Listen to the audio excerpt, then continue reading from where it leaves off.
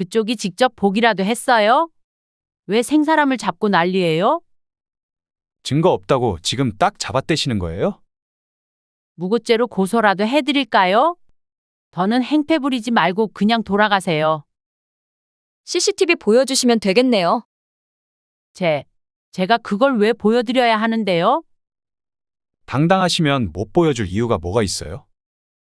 지금 이렇게 나오시면 안 되실 텐데. 어디 이만한 요양원 들어가기가 쉬운 줄 알아요? 이 동네에 여기보다 저렴한 요양원이 있을 것 같아요? 돈 많으면 거기로 들어가던지요. 저렴한 데는 다 이유가 있겠죠.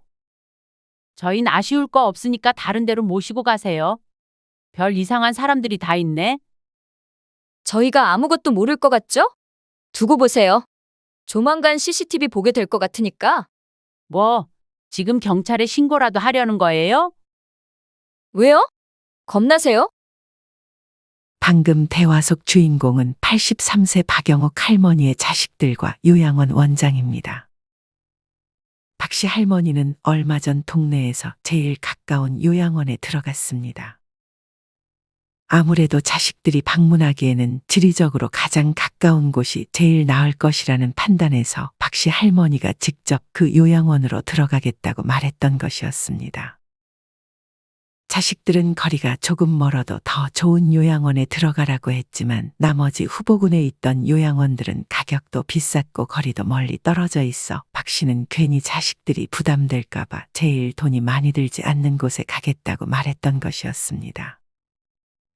박 씨가 요양원을 들어가게 된 가장 큰 이유는 치매 증상 때문이었습니다. 박 씨는 치매 증상이 생기자마자 바로 자식들을 고생시키기 싫은 마음에 자기가 직접 자식들을 불러놓고 요양원으로 들어가겠다고 했습니다. 자식들 모두 박 씨를 돌봐줄 형편이 되지 않았고 나중에 더 큰 일이 생기면 자식들에게 또 민폐가 되는 것이 두려워 박 씨 할머니는 급하게 바로 요양원에 들어가겠다고 했습니다. 형편이 그리 좋지 못했던 자식들은 그런 박 씨 할머니를 막을 수 없었고 박 씨는 그렇게 요양원으로 들어가게 됐습니다. 하지만 박 씨 할머니는 요양원에 들어간 지 얼마 되지도 않아 자신의 그런 선택을 후회했습니다. 박 씨 할머니는 그냥 자식들에게 조금 기대더라도 밖에서 최대한 치료도 받으며 버텨볼 걸 싶었습니다. 하지만 이 선택을 되돌릴 수는 없었습니다. 박 씨는 자식들의 안위만 생각하며 꾹 참았습니다. 하지만 얼마 안 가 박 씨가 요양원에 더는 있을 수 없었던 일이 벌어졌습니다. 과연 그간 박 씨 할머니는 요양원에서 어떤 일들을 겪었을까요? 지금부터 그 이야기를 들려드리겠습니다. 박 씨 할머니는 젊은 시절 평범한 가정에서 이남 사녀의 막내딸로 태어났습니다. 박 씨네는 부유하진 않았지만 소장농도 거느리며 나름 일대에서 이름난 집안이었습니다. 박 씨는 무탈하게 어디 아프지 않게 잘 자라주었고 아버지의 중매로 동네 지인의 아들과 결혼을 했습니다. 박 씨는 공부를 잘했던 남편을 따라 서울로 거처를 옮겼습니다. 남편은 학구열이 상당해 30이 넘을 때까지 박 씨는 열심히 남편의 뒷바라지를 해가며 아버지에게 물려받은 재산과 소일거리를 하며 그렇게 생활비를 감당했습니다. 그렇게 남편은 30 중반의 나이에 대학 교수가 되어 그때부터 박 씨는 일을 쉴 수가 있었습니다. 남편이 공부를 하는 동안 아이도 갖지 않았던 박 씨는 남편이 교수가 되고 나서 남편과 일남 이녀의 자녀를 낳았습니다. 이 도토리묵은 언제 먹어도 질리지 않네. 박 씨는 어릴 때 어머니가 가끔 해주시던 도토리묵을 좋아했고 남편에게도 자주 해줬습니다. 자식들도 박 씨를 닮았는지 도토리묵이 없으면 밥을 잘 먹지 않을 정도로 입맛이 박 씨와 똑 닮아 있었습니다. 그렇게 박 씨는 비록 나이는 조금 있었지만 열심히 운동도 해가며 체력을 길러 아이들을 잘 돌봤습니다. 시간이 흘러 박 씨의 자식들은 모두 성인이 되었고 어느덧 결혼도 하고 취직도 했습니다. 박 씨와 남편은 일찍이 돈에 대한 욕심이 거의 없었어서 자식들에게 지원도 많이 해주고 부족하지 않을 만큼만 자신들의 노후 자금을 남겨놨습니다. 아무리 대학 교수였다 해도 남편은 50대 초반에 교수가 적성에 맞지 않는다며 그만뒀고 그 이후에는 한 달에 200 정도 받으며 동네 서점에서 일을 했습니다. 그렇기에 엄청 넉넉한 형편은 아니었습니다. 큰아들은 대학 교수였던 아버지의 조언을 받아 기술 컨설팅 회사를 직접 차렸고 둘째 딸은 공무원 생활을 하다 경찰이 직업인 사위를 만나 결혼했습니다. 막내딸은 외국어 학과를 나와 외국어 학원에서 근무를 하더니 그곳에서 같이 근무하던 남자 선생님과 눈이 맞아 결혼했습니다. 막내는 한동안 남편과 한국에서 지내다가 남편의 고향이었던 미국으로 떠나 얼굴 보기가 어려웠습니다. 거기다 시차까지 있었지만 그래도 막내딸은 하루에 한 번씩 박 씨에게 전화해 안부를 물었습니다. 그렇게 박 씨는 남편과 함께 이제 둘이서 알콩달콩 살아갈 생각을 하고 있었습니다. 하지만 불행히도 남편은 막내가 손주 임신 소식을 전한 지 한 달 만에 폐암 진단을 받았습니다. 평소 흡연을 즐겨해 하루 한 갑 이상씩을 피우던 할아버지였기에 어찌 보면 피할 수 없는 결과였습니다. 내 친구 영식이는 나보다도 더한 꼴초인데도 아픈 데가 한 군데도 없는데 왜 나한테만 이런 일이? 박 씨의 남편은 하늘을 원망했고 박 씨는 그저 남편의 곁을 지켜주는 것밖에 해줄 수 있는 것이 없었습니다. 이미 암이 많이 전이되어 수술을 할 수 없었고 남편이 항암 치료를 거부해서 남편은 박 씨와 함께 집에서 살다 그렇게 세상을 떠났습니다. 박 씨는 그렇게 혼자가 됐습니다. 50년 이상 남편과 살았기에 남편의 빈자리가 박 씨에게 아주 크게 느껴졌습니다. 자식들도 그걸 알았는지 박 씨에게 평소보다 더 잘해주었습니다. 그렇게 시간이 흘러 박 씨도 남편 없는 생활에 익숙해져 가기 시작했습니다. 하지만 어느 순간부터 박 씨는 점점 물건을 어디다 뒀는지 자주 깜빡깜빡했습니다. 항상 물건을 제자리에 놓는 습관이 있던 남편이 있을 때는 물건을 못 찾아서 허둥댄 적이 없었지만 남편이 떠나고 나서는 점점 물건을 어디다 놨는지 찾는 시간이 길어졌습니다. 지갑을 못 찾아서 늦었어. 요새 자꾸 깜빡깜빡 하는 게 걱정이네. 박 씨는 간만에 근처에 사는 최 씨 할머니와 동네 어르신들이 즐겨 찾는 카페에서 대화를 나눴습니다. 치매 아니야? 그거 그냥 방치하면 큰일 나. 조기에 예방하는 게 최선이니까 얼른 병원 가봐. 그래야겠네. 그건 그렇고 나 아는 지인도 엊그제 요양원에 들어가 있고 뉴스에도 가끔 보면 요양원에서 생활하는 노인들이 보이는데 영 표정들이 안 좋아 보이더라. 내 미래의 모습인가 싶어 영 마음이 안 좋더라고. 요새 그런데 들어가는 건 특별한 것도 아니야. 다들 가기 전에 들리는 곳이잖아. 박 씨 할머니는 이때까지만 해도 요양원에 들어가는 것은 나중 일이라고 생각했습니다. 며칠 후 둘째 딸에게서 전화가 걸려왔습니다. 엄마, 사거리 앞에 우리 자주 가던 카페 있지? 거기서 내일 차 한잔하자. 나 내일 쉬는 날이라. 좋지. 시간 맞춰서 갈게. 자식들은 결혼을 하고도 항상 박 씨를 챙겼고 박 씨는 다른 자식들은 결혼하면 다 남이 된다고 하던데 자신은 참 복받은 것이라는 생각도 들었습니다. 박 씨는 딸에게 선물로 줄 옷도 챙겨서 딸과 자주 가던 동네 카페로 향했습니다. 그렇게 길을 걷다가 박 씨는 문득 정신을 차려보니 지금 서 있는 곳이 낯선 느낌이 들었고 여기가 어디인지 갑자기 아무 생각도 들지 않았습니다. 박 씨는 딸이 기다릴까 싶어 얼른 딸에게 전화를 걸었습니다. 지연아, 엄마? 왜 안 와? 내가 갑자기 그 카페 위치가 생각이 안 나네. 갑자기 왜 그래? 여기 한두 번 와본 것도 아니고. 그때 박 씨 할머니는 다시 기억을 되찾았는지 딸을 안심시켰습니다. 아, 참 그렇지. 내 정신 좀 봐. 요새 자꾸 지갑도 못 찾고 좀 이상하네? 괜찮은 거 맞아? 그럼 걱정 마. 박 씨는 그렇게 카페를 찾아 딸을 반겼습니다. 하지만 딸은 아마 박 씨의 치매를 거의 확신하는 듯 걱정 어린 표정으로 박 씨를 쳐다봤습니다. 박 씨는 이전에 아들 집으로 거처를 옮긴 상태였습니다. 아무래도 혼자 엄마를 둘 수 없었던 아들은 박 씨에게 거의 애원하다시피 해서 박 씨는 어쩔 수 없이 아들의 집으로 거처를 옮긴 것이었습니다. 엄마, 지연이한테 들었어요. 병원에 가서 검사라도 받아볼까요? 박 씨는 아들과 같이 살았지만 아들은 사업을 하느라 워낙 바빠 박 씨의 상황을 눈치채지 못했었습니다. 너 바쁘지 않아? 이 엄마 혼자 갔다 와 볼게. 아직 2다리는 멀쩡하니까. 혜진이랑 같이 갔다 오세요. 아니야.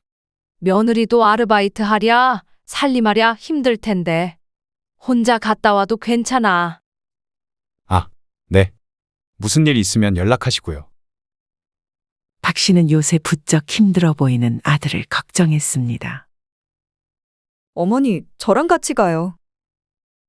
박 씨는 며느리와 같이 살며 며느리가 불편할 만한 행동을 최대한 안 하려고 노력했습니다. 그럼에도 며느리는 항상 그런 박 씨에게 먼저 손을 내밀며 박 씨를 잘 챙겨줬습니다. 박 씨는 며느리를 정말 잘 얻었다고 생각했습니다. 하지만 상황이 점점 사람을 예민해지게 만들기 시작했습니다. 박 씨의 큰아들은 무리하게 사업을 확장하려다가 실패해서 가세가 한순간에 기울었습니다. 이때부터 아들은 집에만 오면 말도 안 하고 한숨만 쉬었고 할머니는 점점 아들의 눈치를 봐야 했습니다. 아들은 날이 갈수록 예민해졌고 그런 아들의 예민함이 점점 며느리에게까지 영향을 미치기 시작했습니다. 어느 날 박 씨가 병원을 갔다 와서 결과를 말해주려고 집에 도착했을 때 아들과 며느리가 방에서 다투는 소리가 들렸습니다. 당신만 힘든 줄 알아? 나도 힘들어. 아르바이트 하랴, 살림하랴. 돈도 아껴야 하는데 어머님도 모셔야 하고. 시간을 조금만 줘. 나도 다시 회사를 다니던지 할 테니까. 자기 지금 나이가 몇인데. 회사 재취업하는 게 쉬운 일이 아니잖아. 안 그러면 일용직이라도 하면서 돈 벌 테니까 걱정하지 마. 지금 생활비가 마이너스야. 이대로면 우리 노후 자금은 언제 모아? 그러지 말고 어머님은 요양원에 모시자. 뭐? 아직 우리 엄마 정정하시고 거동도 무리 없이 잘하시는데 벌써 무슨 요양원이야. 나이가 80이 넘으셨잖아. 그리고 요새 자주 기억도 깜빡깜빡 하신다며. 아직 치매 확정난 것도 아니잖아. 이따 들어오실 거니까 그때 물어보자. 설령 조금 기억이 가물가물하셔도 요양원은 난 절대 보낼 생각 없어. 며느리는 아들의 강경한 말에 일단 알겠다고 답했습니다. 집에 있다는 사실을 알게 되면 아들 며느리가 곤란할 것이라 생각해 박 씨는 다시 밖으로 나가 한참을 벤치에 앉아 있다가 다시 집 안으로 들어갔습니다. 박 씨는 집에 들어가서 조심스레 아들과 며느리에게 치매 초기라는 사실을 알렸습니다. 초기면 치료하면 좋아질 수도 있는 거잖아요? 며느리는 그런 아들의 말을 마음에 들어하지 않는 눈치였습니다. 열심히 예방해야지. 박 씨는 그렇게 정말 치매에 좋다는 것은 거의 다 했습니다. 그림도 그리고 낱말 맞추기, 산수 등 혼자 공부해서 그렇게 열심히 더 상태가 악화되지 않게 노력했습니다. 하지만 어느 날 저녁 박 씨는 밤이 어두워질 때까지도 집에 들어가지 못했습니다. 엄마 안 들어오셨어? 당신이랑 같이 있는 거 아니었어? 그제서야 박 씨가 사라졌다는 사실을 안 아들 며느리는 급히 밖으로 나가 박 씨를 찾았습니다. 동네를 2-3바퀴 돌던 아들과 며느리가 안 되겠다 싶어 경찰에 신고하려던 찰나에 박 씨가 멀리서 아들을 불렀습니다. 지영아, 엄마 대체 어디 갔다 오시는 거예요? 버스를 탔는데 내릴 곳을 놓쳐서 몇 정거장 걸어오느라 그랬어. 하지만 박 씨의 이 말은 거짓말이었습니다. 박 박 씨는 사실 외출하다 다시 한번 길을 잃어 한동안 집을 찾지 못하다가 기억이 돌아와 다시 집으로 향한 것이었습니다. 하지만 아들이 걱정할까봐 그것보다 자신의 지금 상태를 아무도 알지 못했으면 하는 마음에 거짓말을 했던 것이었습니다. 그럼 다행이네요. 혹시 길을 잃었다거나 그런 건 아니죠? 그런 건 아니야. 다행히도 아주 가끔 증세가 있긴 했지만 더욱 심해지지는 않고 있었습니다. 박 씨는 더 심해지지 않는다는 사실에 감사해하며 살고 있었습니다. 그러던 어느 날 산책을 좋아하는 박 씨는 여느 때와 같이 공원을 걷고 있었습니다. 멀리 나갔다가는 또 기억이 언제 어떻게 될지 몰라 자식들이 찾기 쉬운 집 근처의 산책로에서만 운동을 하던 박 씨였습니다. 그렇게 공원을 돌던 박 씨에게 느닷없이 어린이가 자전거를 타고 갑자기 나타나 박 씨는 자전거에 치여 넘어졌습니다. 대비를 못하고 넘어진 박 씨는 그만 고관절을 다쳤습니다. 지금 박 씨의 나이에 고관절 부상은 매우 치명적이었습니다. 넘어진 아이는 울고 있었고 그 아이의 엄마는 넘어진 박 씨는 거들떠 보지도 않고 자기 아이만 데리고 집으로 들어가 버렸습니다. 박 씨는 그 와중에 우는 아이를 달래려 했지만 몸이 잘 움직이지 않았습니다. 근처를 지나던 동네 주민이 박 씨를 발견해 대신 신고를 해줬고 박 씨는 이번 일로 입원을 해야 했습니다. 다행히 돈은 둘째 딸과 막내가 반반 부담해서 보내줬습니다. 그렇게 시간이 조금 지나 어느 정도 뼈가 붙자 박 씨는 퇴원을 해서 다시 아들네 집으로 돌아갔습니다. 이맘쯤 아들은 눈을 낮춰 중소기업에 취직을 했고 생활비가 부족했던 며느리는 아르바이트 하는 시간을 늘려 어느덧 아들과 며느리는 맞벌이 부부가 됐습니다. 거동만큼은 문제 없었던 할머니는 뼈가 잘 붙긴 했지만 혼자서는 이제 거동이 불편해져 당분간은 돌봐줄 사람이 필요했습니다. 아니면 박 씨는 거의 기어서 집안에서만 생활해야 했습니다. 막내 딸은 아직도 해외에 있었고 둘째 딸은 남편이 지방에 발령이 나면서 지방으로 이사를 간 상태에 어린 손주들까지 있어 박 씨를 돌봐줄 여건이 되지 않았습니다. 이제껏 며느리를 홀로 키워온 안사돈도 역시 몸이 안 좋아져 며느리는 자기 엄마도 돌봐줘야 하는 지경에 이르렀습니다. 또 아들의 사업이 망하고 나서 손주들에게까지 짜증과 신경질을 부리는 날이 늘어가자 며느리는 더 이상 참지 못하겠는지 다시 한번 박 씨의 아들에게 요양원에 대한 얘기를 꺼냈습니다. 강경한 며느리의 태도에 박 씨의 아들은 내키지 않았지만 지난번처럼 강경하게 나가지는 못했습니다. 이후 얼마 안 있어 박 씨 할머니의 생일에 정말 오랜만에 온 가족이 모였습니다. 이날은 지방에 살던 둘째 내외뿐만 아니라 3년 만에 막내딸과 사위가 손주들까지 데리고 할머니가 있는 집에 방문했습니다. 어찌나 두 손 무겁게 오던지 막내딸은 차와 집을 왔다 갔다 하며 준비한 선물들을 할머니에게 건넸습니다. 사실 이번에도 둘째와 막내는 올라오기 힘들 것이라고 했습니다. 하지만 박 씨 할머니는 올해 생일만큼은 강경하게 자식들 모두가 자신이 있는 집에 오도록 만들었습니다. 자식들은 그런 박 씨의 말에 뭔가 심상치 않음을 느끼고 박 씨가 있는 집을 찾은 것이었습니다. 사실 평소에는 자식들이 조금 힘들다 그러면 박 씨는 항상 자식들을 이해해 절대 힘들게 오라고 하는 일이 없었습니다. 박 씨 할머니는 자식들이 가져온 꽃갈 모자도 쓰고 손주들은 할머니를 위해 생일 축하 노래를 불러주었습니다. 손주들의 재롱이 어찌나 귀엽던지 할머니는 간만에 정말 환하게 웃었습니다. 엄마가 해준 도토리묵은 언제 먹어도 맛있다니까. 다 같이 밥을 먹으면서 박 씨 할머니는 며느리의 도움을 받아 어릴 적 자식들과 즐겨 먹던 도토리묵을 함께 먹었습니다. 손주들도 어찌나 잘 먹는지 할머니는 기분이 좋았습니다. 그렇게 온 가족이 정말 아무 걱정 없는 것처럼 웃고 떠들다가 이내 오랜 침묵이 집안의 공기를 감쌌습니다. 아마 할머니를 비롯해 다른 자식들 모두 때가 왔다고 짐작을 했던 것 같았습니다. 할머니는 씹던 도토리묵을 마저 삼키고 물을 한 모금 마셨습니다. 그리고 이내 식탁만 쳐다보며 말을 꺼내기 시작했습니다. 이 엄마, 이제 요양원 들어가려고 한다. 박씨 할머니의 말에 자식들 모두 박씨 할머니를 쳐다봤습니다. 요양원이 뭐야, 할머니? 거기가 어딘데? 할머니 집은 여기잖아. 손주가 해맑게 할머니에게 물었습니다. 막내가 얼른 손주를 방에 들여보냈고 이내 거실에는 할머니와 자식들만 남아 있었습니다. 말도 안 돼요. 갑자기 무슨 요양원이에요. 여기 오빠 집에서 잘 지내고 있는 거 아니었어요? 저랑 언니가 돈도 잘 보내주고. 그걸로는 어림도 없어요. 며느리가 막내딸의 말에 반박했습니다.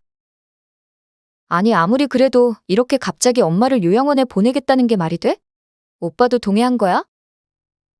큰아들은 아무 말도 없었습니다.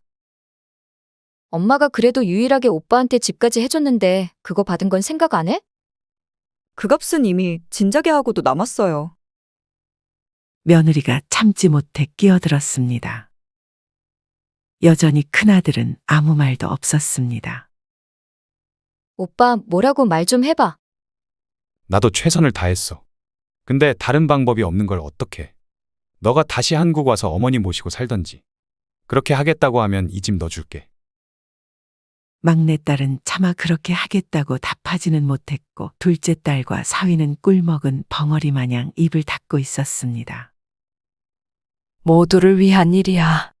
이 엄마도 정말 생각 많이 하고 결정한 일이니까 그냥 보내줘. 그러면 일단 요양원에 직접 가보고 결정하는 건 어때요? 요양원이 안 맞으면 언제든 다시 나올 수 있잖아요. 둘째 딸의 제안에 다른 형제들 모두 침묵으로 동의하는 듯 했습니다. 그렇게 자식들과 며느리, 사위들이 물심양면으로 요양원을 알아봤습니다. 불행히도 좋아 보이는 요양원들은 거리가 꽤 먼 곳에 위치해 있었습니다. 난 이 동네에서 제일 가까운 곳으로 가고 싶구나. 멀리 가면 외로울 것 같아.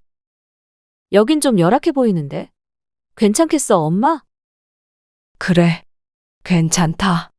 요양원이 다 거기서 거기 아니겠니? 박씨 할머니는 시설이 좋아 보이는 요양원보다 그저 자식들과 거리적으로 멀리 떨어지지 않은 요양원에 가기를 희망했습니다.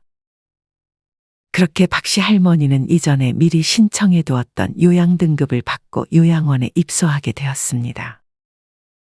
다행히 박씨 할머니가 들어가기를 원했던 요양원의 자리가 많이 남아 있었습니다. 아들, 딸과 함께 박씨 할머니가 요양원 안으로 들어가자 요양원 원장 63세 이은미 씨가 등장했습니다. 요즘에는 치매라는 부정적인 이미지를 개선하기 위해 치매 대신에 인지증이라는 말을 써요. 가족분들도 이렇게 불안감을 주지 않게 우리 할머니를 도와주셔야 해요. 네. 감사합니다. 자식들과 박씨 할머니도 친절하게 설명해주는 요양원 원장에게 신뢰감이 생겼습니다. 그렇게 원장은 자식들과 박씨 할머니를 데리고 요양원을 소개했습니다. 인지 능력을 향상시키기 위해 낱말 맞추기나 스트레칭 등 프로그램이 잘 되어 있는 것 같았습니다. 그 순간 요양원 원장이 지나갈 때 요양원에 있던 할머니, 할아버지들이 놀라고 무서운 것이라도 본 것처럼 뒷걸음질을 쳤습니다. 어떤 분은 뒤로 낮아빠지기도 해서 자식들과 박씨 할머니는 요양원 원장을 쳐다봤습니다. 요양원 원장은 태연하게 답했습니다. 저분들은 여기 들어오신 지 얼마 안 된 분들이라 낯설어서 그러는 거예요. 저분들도 인지저하증이 어느 정도 진행된 분들이라. 요양원 원장은 놀라 뒤로 자빠진 노인을 직접 챙기지 않고 요양보호사를 불러 대신 챙기게 했습니다. 그러고는 요양원 소개를 이어갔습니다. 할머니가 지낼 방은 여기예요. 여기 다른 할머니들이랑 사이좋게 지내시고요. 할머니가 새로 들어왔지만 그 방에 있는 할머니들은 인기척을 듣지 못했는지 다들 누워 있었습니다. 자식들은 박씨 할머니에게 인사를 하고 돌아갈 준비를 하고 있었습니다. 자식들은 박씨 할머니의 두려운 눈빛을 애써 외면했습니다. 자주 올게요. 이 말을 끝으로 박씨 할머니는 낯선 곳에서의 삶을 시작했습니다. 할머니는 자식들이 떠나자마자 후회가 됐습니다. 자신이 뱉은 말을 뒤집을 수는 없어 들어오긴 들어왔지만 막상 여기서 평생을 지내야 된다는 생각에 금방이라도 눈물이 터져나올 것만 같았습니다. 박씨 할머니는 금방이라도 터져나올 것 같은 울음을 꾹 참고 짐을 풀었습니다. 그렇게 할머니는 요양원에 온 첫날 잠을 한숨도 자지 못했습니다. 뜬 눈으로 밤을 지새운 할머니는 다음날 배가 고팠습니다. 그도 그럴 것이 전날 마음이 싱숭생숭했던 탓에 밥도 제대로 먹지 않고 들어갔기 때문이었습니다. 아침 먹을 시간이 조금 지나서야 식사가 나왔습니다. 그리고 그 다음 식사는 저녁이 되기 전에 나왔는데 하루에 2끼만 주는 것 같았습니다. 근데 나오는 반찬들이 영 시원치가 않았습니다. 두부 한 조각에 김치 몇 조각이 건더기 없는 국물과 밥이 전부였습니다. 아무리 저렴한 요양원이었다 해도 이건 너무 부실했습니다. 그렇다고 중간에 간식을 주는 것도 아니었습니다. 밥 좀 더 줘요. 다른 할머니가 요양보호사에게 밥을 더 달라며 불만을 토로했습니다. 살이 조금 있는 할머니였는데 점점 살이 빠지는 것 같은 느낌이 들었습니다. 건강을 위해서 그만큼만 드리는 거예요. 많이 드시면 안 좋아요. 건강을 위해서라지만 박씨 할머니가 느끼기에는 많이 먹으면 자기들이 갈아야 할 기저귀 수가 많아지니까 조금만 먹이는 거 아닌가 하는 의심을 지울 수 없었습니다. 그러던 어느 날 복도를 지나던 할머니가 누군가의 고함에 화들짝 놀라 소음의 근원지를 찾아갔습니다. 이맘쯤 그래도 박씨 할머니는 재활을 잘해서 다시 혼자 어느 정도 걸을 수는 있었습니다. 복도에는 아무도 없었고 요양보호사들 전부 그 안에 있는 듯 했습니다. 박씨 할머니는 몰래 그 안을 들여다봤습니다. 어떤 병실에서 나이 든 할아버지를 요양보호사 여러 명이서 침대에 묶어두고 있는 중이었습니다. 사지도 멀쩡하고 정신도 멀쩡한데 이놈들아, 왜 나를 묶어두는 거야? 알고 보니 이 할아버지는 치매의 정도가 약해서 저렇게까지 할 필요가 없음에도 자꾸 돌아다니는 할아버지를 요양보호사들이 귀찮다는 이유로 신체 억제대를 사용했던 것이었습니다. 심지어 어떤 할머니에게는 대소변을 가리는데 문제가 없음에도 요양원 업무 효율상 기저귀를 강제로 착용해버렸습니다. 이렇게 자기들이 편하게 근무하려고 할머니, 할아버지에게 자신들의 규칙을 강요하고 있었던 것이었습니다. 박씨 할머니는 직접 그 장면을 두 눈으로 목격하니 두려운 마음이 들었습니다. 박씨 할머니는 두 손 두 발이 묶이고 싶지도 지금 당장 기저귀를 차고 싶지도 않았습니다. 그 순간 요양보호사 2명이 기저귀와 두 손을 묶을 줄 같은 것을 들고 박씨가 있는 방으로 들어왔습니다. 박씨는 화들짝 놀랐습니다. 설마 자신을 묶어두고 기저귀를 채워두려는 건가 싶었습니다. 요양보호사 2명은 천천히 박씨 쪽으로 다가왔습니다. 박씨는 심장이 두근거렸고 몸이 조금씩 떨렸습니다. 요양보호사 2명은 두려워하는 박씨를 지나쳐 박씨 옆에 있는 할머니에게로 다가갔습니다. 요양보호사들은 그 할머니를 붙잡아 기저귀를 채우려 했습니다. 할머니가 저항하자 안 되겠다 싶었는지 다시 한번 할머니의 두 손과 발을 묶어버렸습니다. 박씨 할머니는 분노했습니다. 분명 화장실도 잘 가고 박씨와도 얘기를 잘 나누며 멀쩡한 할머니였기에 저렇게 할 이유가 전혀 없었습니다. 하지만 그렇게 화를 냈다가는 박씨마저 저런 꼴을 당할까 싶어 박씨는 아무 말도 할 수가 없었습니다. 옆에 있던 할머니는 충격을 받았는지 그날부터 한동안 말이 없었습니다. 박씨 할머니가 다가가도 그 손길을 요양보호사라고 생각했는지 기겁을 하며 뿌리칠 뿐이었습니다. 박씨 할머니는 여기서 지내면 지낼수록 집에 가고 싶다는 생각만 들었지만 자식들에게 다시 한번 짐이 될까 차마 말하지 못했습니다. 몇 달 뒤 아들 내외와 둘째 딸이 박씨 할머니에게 면회를 왔습니다. 면회가 또 마음먹은 대로 되는 게 아니라 할 수 있는 시간이 정해져 있었습니다. 몇 달 만에 본 할머니는 아주 삐쩍 마르고 몹시 초췌해 보였습니다. 엄마, 무슨 일 있었어? 왜 이렇게 말랐어? 먹을 걸 잘 못 먹었어? 둘째 딸이 걱정스러운 마음에 박씨에게 물었습니다. 하지만 박씨는 그냥 괜찮다, 나는 잘 지낸다는 말만 할 뿐이었습니다.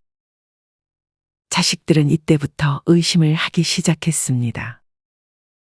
그런 자식들과 박씨 할머니에게 요양원 원장이 다가와 어머니는 이 안에서 적응도 잘하고 잘 지내니까 걱정 말라는 말을 꺼냈습니다.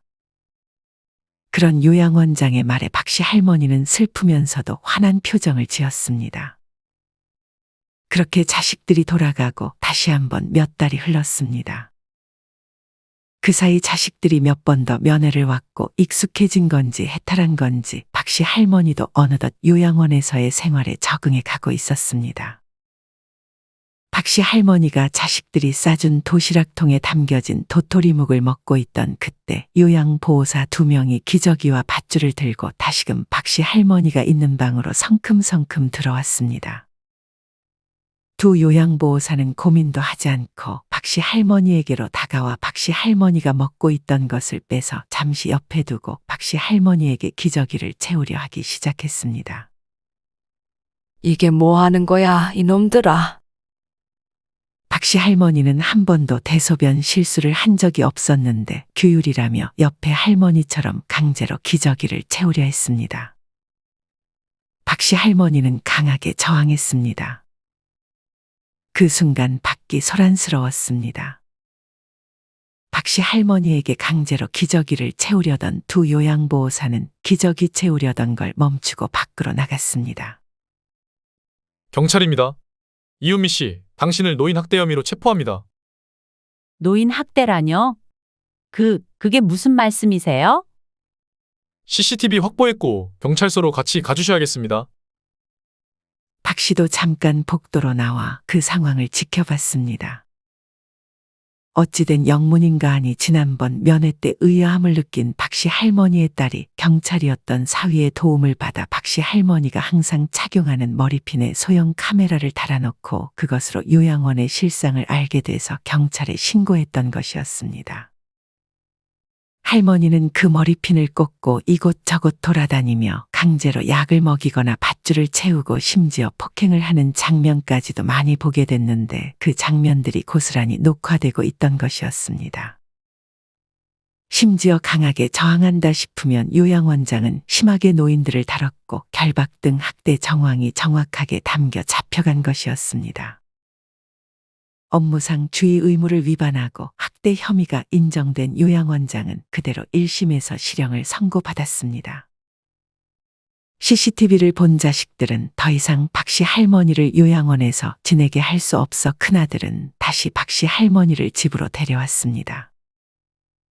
둘째와 막내가 생활비를 평소보다 1.5배 더 보내주겠다는 말로 며느리를 설득했고 며느리도 그 CCTV 장면을 목격하고 나서는 자기의 의견을 말할 수가 없었습니다. 박 씨 할머니는 아들 집에 오고서도 가끔 무섭고 두려워서 몸을 떨거나 갑자기 소리를 지르고 악몽을 꾸는 날이 많아졌습니다. 박 씨 할머니는 어느 날 아들이 다가오는 것을 요양보호사가 자신에게 또 기저귀를 채우고 밧줄을 채우러 오는 것으로 착각해 아들에게 발길질을 하기도 했습니다. 아들은 그런 엄마가 요양원에서의 아픈 기억을 잊고 건강할 수 있도록 박 씨가 지내는 방을 안락하게 꾸미고 은은한 조명도 두고 가족 사진도 방 안에 두면서 불안감이 줄어들 수 있게 했습니다. 그런 가족들의 노력 끝에 박씨 할머니도 어느덧 안정을 찾아가고 있었습니다. 이후 요양원장의 2심 재판이 열렸습니다. 요양원 원장은 끝까지 자신의 혐의를 부인했습니다. 박씨 할머니는 용기를 내서 자신보다 더 아프고 나약한 다른 요양원 환자들을 대신해 직접 법원에 가서 다른 사람들이 당했던 학대의 장면을 증언했습니다. 그렇게 여러 증거들과 증언들을 고려해 요양원장은 더 큰 실형을 선고받았고 학대를 했던 요양보호사들도 실형을 피할 수 없었습니다.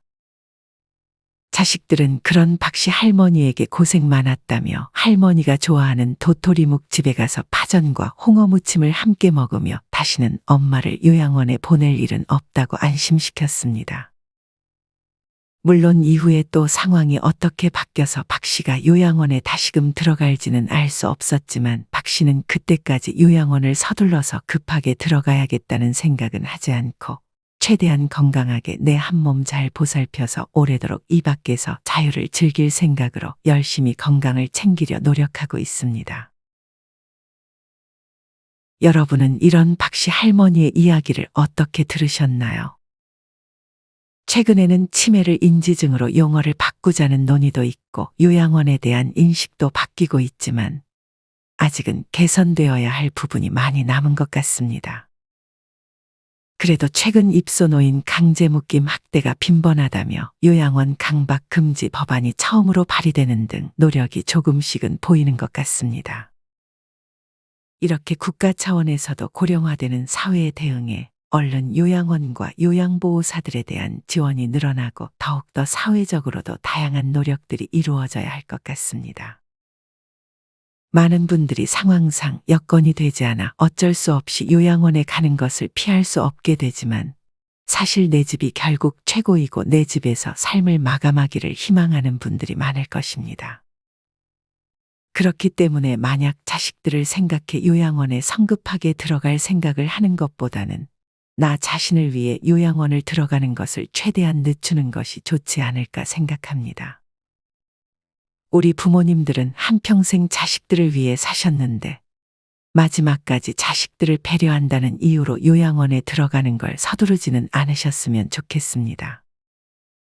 무엇보다 결국 요양원을 가지 않으려면 심신이 건강하고 어느 정도의 재산도 있어야 하기 때문에 건강과 재산, 이 두 가지도 끝까지 잘 지키셨으면 좋겠습니다. 이상으로 오늘의 영상을 마치겠습니다. 우리 모든 구독자분들의 행복한 여생을 응원합니다. 다음에 더 흥미로운 이야기로 찾아뵙겠습니다. 감사합니다.